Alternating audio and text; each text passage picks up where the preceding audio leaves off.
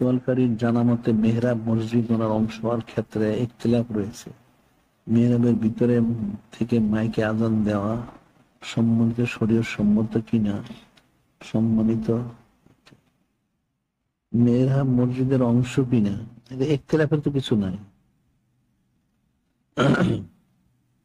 ইখতিলাফ থাকবে কেন? এখন বিষয় হচ্ছে মেহরাবটা এখন যদি ইমাম সাহেব নামাজ পড়ায়, একা একা যদি মেহরাবের ভিতরে প্রবেশ করে নামাজ পড়ায় মুসলিম, তাই এটা মাকরু হবে। ইমাম সাহেব ভিতরে প্রবেশ করলে তার সাথে সাথে একজন রাখতে হবে, তাইলে এটা ইয়া হবে না। আচ্ছা, আবার মেহরাবের মধ্যে যারা এতেকাফ যারা করে, তারা মেহরাবে থাকলে এতেকাফ ভঙ্গ হবে না। এতেকাফকারীরা যদি মেহরাবের ভিতরে বসে থাকে তাহলে কিন্তু এতেকাফ ভঙ্গ হবে না। মেহরাব মসজিদের অংশের ইখতিলাফ না, আসলে আপনার যে কতগুলি হুকুমে পার্থক্য আছে। এটা মেহরাবটা মসজিদের অংশই।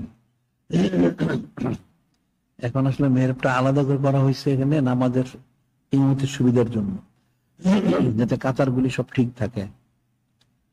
এখন ইচ্ছে করলে ইমাম সাহেব মেহরাবের মসজিদের মুসল্লি যদি কম হয় তাহলে মসজিদের ভিতরে দাঁড়ায় নামাজ পড়তে পারে।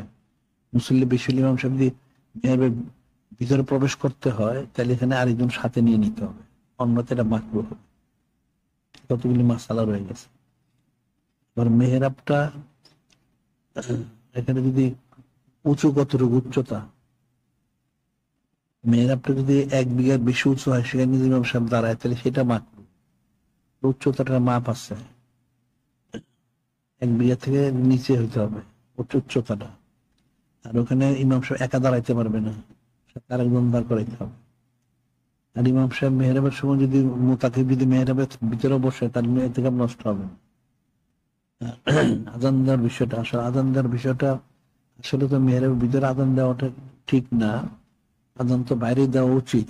যদি কোনো ব্যবস্থা না থাকে তখন মাজুর হিসেবে সেখানে হয়তো যেটা মাইক্রোফোনটা ওখানে রাখতে পারে, আজান তো বাইরেই হবে মাইক দিয়ে, এটা হলো মাজুর হিসেবে। আর নাইলে বাইরে আজান দেওয়া উচিত।